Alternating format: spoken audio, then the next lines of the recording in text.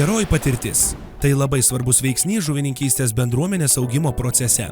Žuvininkystės struktūrinis fondas, skirtingai nuo kaimiškojo, kuris remia lyder metodą, remia bendruomenės inicijuotą vietos plėtrą, kuri yra teritorinio vystymo sudėtinė dalis. Deja, šiuo metu eilinis vartotojas susiduria su informacijos apie bendruomenės inicijuotą vietos plėtrą lietuvių kalba stygiumi, tad pateikiame pagrindinius ir svarbiausius principus sėkmingam bendruomenės inicijuotos vietos plėtros projekto vystymui.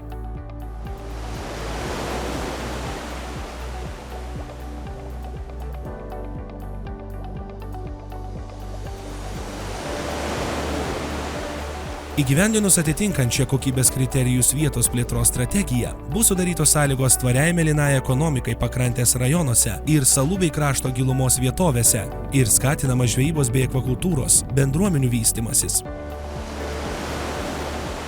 Šios sąlygos nurodo vietos projektų finansavimo tinkamumą, todėl vietos plėtros strategijos projektų įgyvendinimo planą teikiantis fizinis ar juridinis asmuo turi atitikti VPS nurodytus reikalavimus, tinkamam paramos gavėjui pagal konkrečią priemonę arba veiklos sritį, per vieną PIP kvietimo teikti laikotarpį būti pateikęs tik vieną PIP pagal tą pačią priemonę, būti registruotų ir veiklą vykdyti VPS vykdytojas teritorijoje arba savivaldybėje, kurioje veikia VPS vykdytoja, būti registruotų ir vykdyti veiklą VPS vykdytojas teritorijoje, vykdyti veiklą VPS vykdytojas teritorijoje, būti deklaravus nuolatinę gyvenamąją vietą VPS vykdytojos teritorijoje ir būti ne jaunesnis nei 18 metų. Norint gauti finansavimą, svarbu pasitikslinti savo finansinius rodiklius. Vietos projektų finansavimo tinkamumui keliami šie reikalavimai, susiję su ekonominiu gyvybingumu. Jeigu vietos projekte numatytos investicijos naujo verslo kūrimui arba esamo verslo plėtrai, prie vietos projekto paraiškos turi būti pateikiamas verslo planas. Šis planas turi rodyti, kad naujas arba plečiamas verslas yra ekonomiškai gyvybingas. Tam turi būti atitikti tam tikri ekonomikos gyvybingumo kriterijai ir jų reikšmės. Veikiantys ūkio subjektai laikomi tinkamais finansiniai paramai gauti, jei ataskaitiniais arba praėjusiais ataskaitiniais metais jų grynasis pelningumas, skolos rodiklis, einamojo likvidumo koeficientas atitinka nustatytas reikšmes. Projekto įgyvendinimo ir kontrolės laikotarpiu taip pat turi būti laikomas iš šių ekonominio gyvybingumo rodiklių: grynasis pelningumas, skolos rodiklis, paskolų padengimo rodiklis, einamojo likvidumo koeficientas. Jei ūkio subjektas buvo įkurtas paraiškos pateikimo metais ir pateikė tik veiklos pradžios balansą, tuomet vertinamas tik skolos rodiklis. Kaip apskaičiuoti skolos rodiklį? Kaip apskaičiuoti paskolų padengimo rodiklį?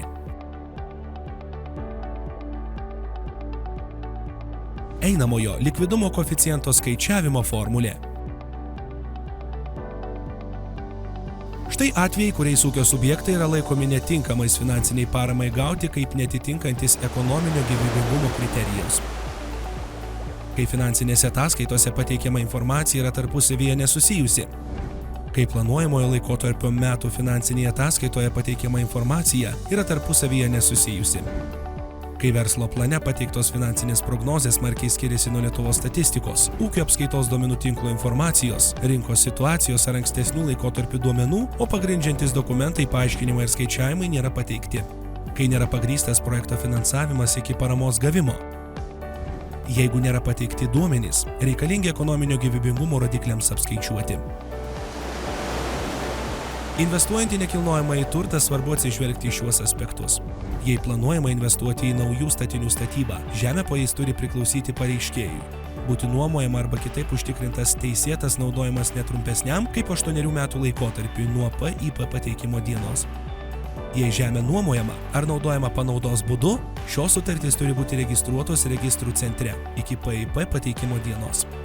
Statiniai, kuriuos investuojama, turi priklausyti pareiškėjui, būti nuomojami arba užtikrintas teisėtas jų naudojimasis netrumpiau kaip 8 metus nuo PIP pateikimo dienos. Jei statiniai nuomojami ar naudojami panaudos būdu, sutartys turi būti registruotos registrų centre iki PIP pateikimo dienos. Kai nekilnojamas turtas, į kurį investuojama išskyrus naujai statomus pastatus, priklauso kartu su kitais asmenimis, reikia pateikti rašytinį bendraturčio sutikimą dėl investavimo ir veiklos vykdymo netrumpiau kaip 8 metams nuo PIP pateikimo dienos.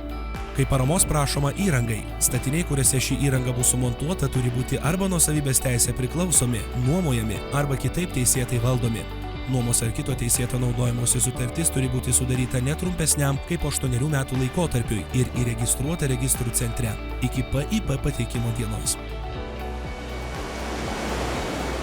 Formuojant projekto įgyvendinimo plano biudžetą reikia pagrįsti išlaidas. Norint gauti finansavimą, reikia pateikti bent 2 komercinius pasiūlymus arba pasinaudoti viešai prieinamą informaciją apie prekes ar paslaugas. Vienas pasiūlymas turi būti iš tiekėjo už ŽVVG regiono ribų. Finansavimo suma nustatoma pagal mažiausiai pasiūlytą kainą. Jei prekių ar paslaugų pirkimai dar nebuvo atlikti iki paraiškos pateikimo. Jei pasiūlymo kaina yra daugiau nei 10% didesnė nei rinkoje esanti kaina, reikalinga argumentacija, kodėl ji tokia aukšta. Jei paaiškinimas bus nepakankamai išsamus ir pagrįstas, finansavimas bus skaičiuojamas pagal rinkos kainą. Agentūra informuos apie tai ir pasiūlys vykdyti projektą su mažesne finansavimo suma.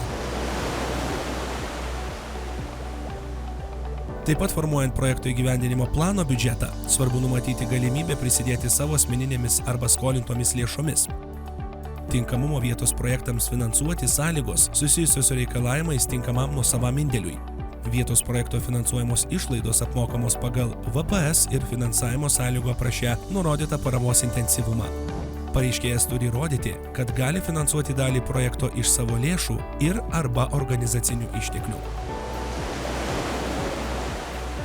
Tinkamų nuosavų indėlių yra laikoma pareiškėjo nuosavos piniginės lėšos arba savivaldybės biudžeto lėšos, tinkamo vietos projekto partnerio nuosavos piniginės lėšos, pareiškėjo skolintos lėšos, gautos lėšos iš vietos projekte numatytos vykdyti veiklos, viešojo įnašo lėšos. Reikalavimų išpildymas, mokėjimo prašymai. Vietos projektų vykdytojai mokėjimų prašymus rengia pagal agentūros nustatytą mokėjimo prašymo formą, skelbiama tinklalapyje www.paramažuvininkystei.lt PFAT nustatyta tvarka. Reikalavimų išpildymas, viešinimas. Vietos projektų viešinimas vykdomas 2 lygmenimis – VPS vykdytojo ir projekto vykdytojo. Vietos projektų viešinimo vykdytojas turi atlikti pagal PFAT 6 priede ir taisyklėse nustatytas komunikacijos nuostatas. Plakatų, lentelių ir stendų e-maketų kūrimo įrankis. ES emblemos naudojimo gairės, vykdant 2021-2027 metų ES programas. Emblema, lipdukas. Viešinimo knyga, anglų kalba.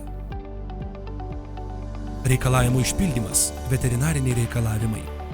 Jei veiklai vykdyti pagal VPS priemonę, reikalingas veterinarinis patvirtinimas ar registravimas, vietos projektų finansavimo sąlygų apraše turi būti numatytas pareiškėjo įsipareigojimas gauti šį patvirtinimą arba registravimą iki paskutinio mokėjimo prašymo pateikimo dienos.